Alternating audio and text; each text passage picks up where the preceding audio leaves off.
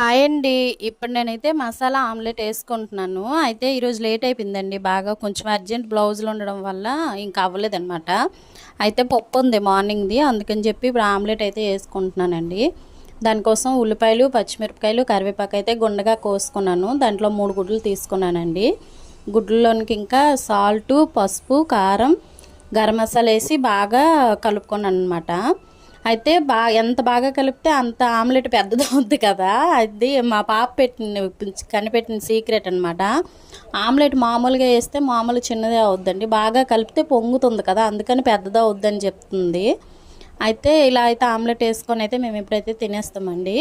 దాని పెనం పెట్టుకొని ఆయిల్ అయితే వేసుకొని ఆయిల్ వేడయ్యాక ఈ ఆమ్లెట్ అయితే వేస్తాను.